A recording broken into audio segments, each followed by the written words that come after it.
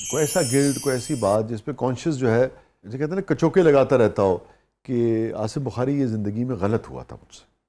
اگر غلط ہوا ہے تو مجھ سے ہی ہوا ہوگا، میرے ساتھ کسی نے غلط نہیں کیا. میں ہر ایک سے مطمئن ہوں، ہر ایک سے ٹھیک ہوں. اور یہ جو جب سے میں نے وہ اپنا پوئٹری شروع کی ہے نا صوفیانہ، اپنی ذات پچھان باجوں ایک ایک پوڑی چڑھیا، جس بھی مکتوں کڑ میں چایا نہ ملیا رحمان.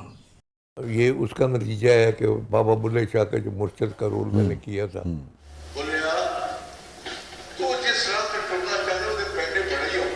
بلے کا ایک وہ شعر ہے کہ اے بلیا سا مرنا نہیں گور پیا کوئی ہو. عرش منور بانگا ملیاں بے بلیا سی مرنا نہیں گور پیا کوئی ہو.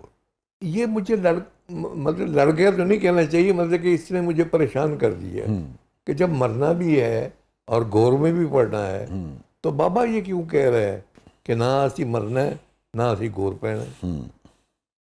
ڈھونڈو اسے کہ بابا نے کیا کہا تھا. وہ پھر میں نے ایک پورا وہ لکھا ہے، خبریں کنے کنوں پھڑ کے قبرے جا لٹایا، خبریں کنے کنوں پھڑ کے قبرے جا لٹایا، بے سرانے تختی پھڑ کے میرا نام لکھایا. روح میری سی پنکھ اڈارو آسمانہ بل ٹھلی، بے آسمانی دنیا دے وہ سارے چیتے بھلی، ازلی دنیا اندر جسموں نے قدم جمایا، مکر فریب دی دنیا کو اپنا آپ بچایا، خبریں کنے کنوں پھڑ کے قبرے جا لٹایا. موت دا نام سے میں بھی سنیا، موت کسی نہ ڈٹھی، کدھروں آندی کدھر جاندی ہے اور شہر تو مٹھی. کل نفس ذائقۃ الموت، جی کل نفس ہے اور شہر تو مٹھی، مٹھی ٹیٹ شرینی ورگی، ہر ایک نفس نے اگے ورد کے موت نو نہ لکھایا، خبریں کنے کنوں پھڑ کے قبرے جا لٹایا. موت تے لوکی رو رو ایویں اپنے نیر بہامن، موت نو سمجھن دشمن ایویں اپنا آپ بچاون. ماس چیرے موت دا ڈر تے ہونا جنہاں دھرتی ظلم کمایا، موت دا احسان نے جن رب نال جا ملایا، خبریں کنے کنوں پھڑ کے قبرے جا لٹایا. سال مہینے پل وچ مک گئے مکی پھر کہانی، مٹی دی ایک ٹیری رہ گئی جگ تے پھر نشانی.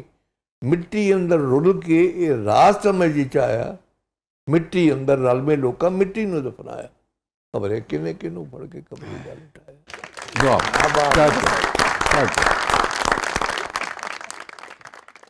بخاری صاحب، آپ کی زندگی کا سب سے خوش ترین لمحہ؟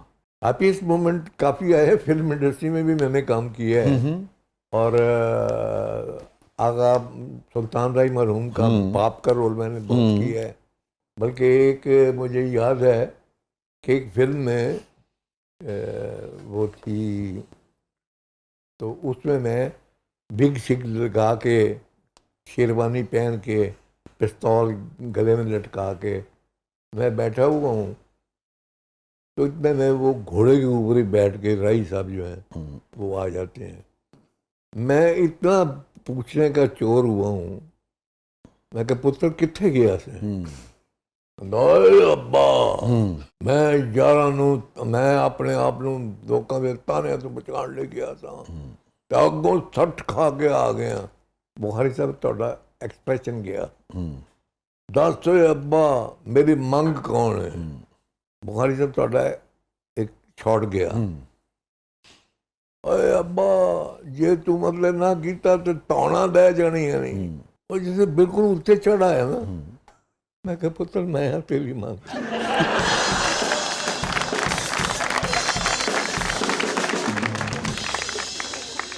بھائی لاڈلیاں نہ کرو. تو یہ اس طرح. اچھا پھر ایک ہے ہماری انڈسٹری میں شوق ہوتا ہے بڑا انگریزی نام رکھنے کا. تو ایک وہ فلم تھی 100 رائفلس، انگریزی کی بھی تھی یہاں بھی بنی. اس میں مجھے ایک یہودی کرنل کا رول ملا. اگر وطن پرست ہوتے تو ان کا ہاتھ تو پر اٹھتا. اسٹوڈیو میں ایک ٹرک آ گیا، لیکن عین وقت پہ آ کے جس وقت وہ شروع کرنا تھا کام وہ سٹارٹ ہی نہ ہو.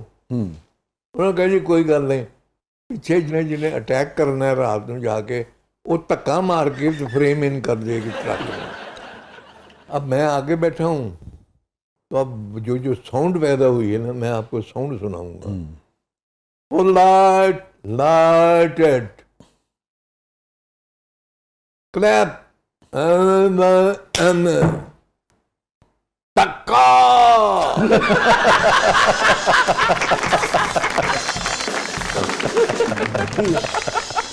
ٹکا لگا.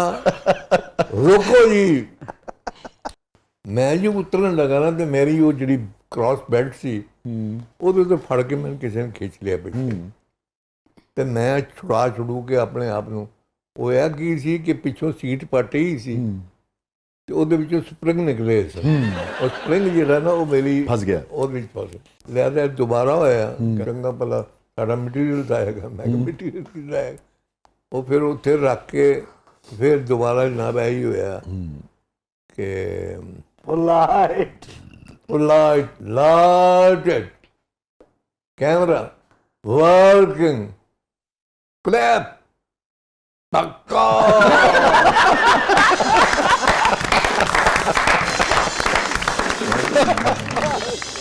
ایک فلم دے وچ مینوں انہوں نے فائل لانا سی. سلگی کا ٹائم ہو گیا تو وہ بیلٹ لے کے آیا جی جی مجھے ہینگ کرنے کے لیے ہینگ کرنے کے لیے. تو انسٹیڈ آف یہ اوپر کی وہ بیلٹ لاتا وہ لایا بیٹھنے والی. اچھا. تو مجھے کہنے لگے جی ذرا جا کے دیکھ لو تھانے کے اندر ہی نا پھانسی لانی تھی. وہ اوپر بانس ہے تو میں اس کو لٹک کے دیکھوں تو وہ ایسے ہو جائے نا گردن میری تنگ ہو جائے. میں کہ نہیں یار ایتھے کم ٹھیک نہیں ہے گا ایتھے پھا آ جائے گا. وہ جڑا بیلٹ لے کے آئے سی نا کرائے لی کہتے کوئی گل نہیں 2 منٹ سے کر لیں.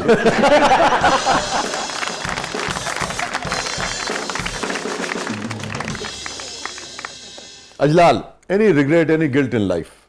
لائف تو بھی چل رہی ہے فی الحال تک تو کچھ ایسا نہیں ہے. میں نے اب تک کا ہی پوچھ رہا ہوں.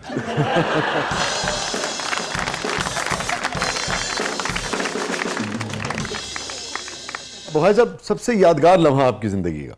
سب سے یادگار لمحہ تو یہی ہے کہ قبول ہے قبول ہے قبول ہے. واہ واہ. بہت محبت کرتے ہیں آپ اہلیہ سے؟ میں تو کرتا ہوں لیکن وہ نہیں سمجھتے.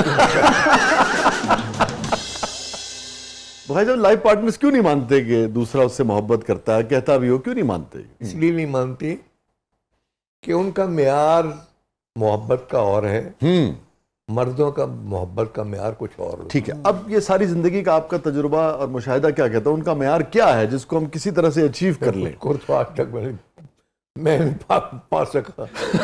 کوئی پا سکتا زندگی میں؟ نہیں. بہت بہت شکریہ بہت بہت شکریہ. مجھے یاد آ گیا وہ میرا ایک شعر تھا بغائی صاحب. اللہ بتا آپ دیکھیں اب یہ بات کون کہہ رہا ہے؟ یہ ایک ایسی شخصیت کہہ رہی ہیں جنہوں نے بہت محبت کی جو بہت لائل رہے اور بہت کمٹمنٹ کے ساتھ زندگی گزاری. ان کا یہ خیال ہے کہ اس معیار کو کوئی نہیں پا سکتا نا. تو مجھے وہ یاد آیا شعر تھا میرا وسیع بوڑھی بھکارن. کتنا اس کا تجربہ ہوگا. وسیع بوڑھی بھکارن کہہ رہی تھی اپنے بچوں سے وسیع بوڑھی بھکارن کہہ رہی تھی اپنے بچوں سے کسی کے پیر پر خود کو گرا کر کچھ نہیں ملتا. تو ایسے ہی تمام عمر کا ایک سینئر ترین شوہر کا تجربہ یہ ہے کہ اس معیار کو کوئی نہیں چھو سکتا. کوئی نہیں چھو سکتا. بخیر صاحب آپ کے آنے کا بہت شکریہ. جی آپ کا شکریہ. Thank you so much thank you so much. ناظرین یہ تھا آج کا زبردست. اور بخاری صاحب نے جو نظم سنائی تھی اس میں موت کا اور وہ سارے اس فلسفے کا ذکر تھا. بڑی عمدہ نظم بخاری صاحب نے سنائی.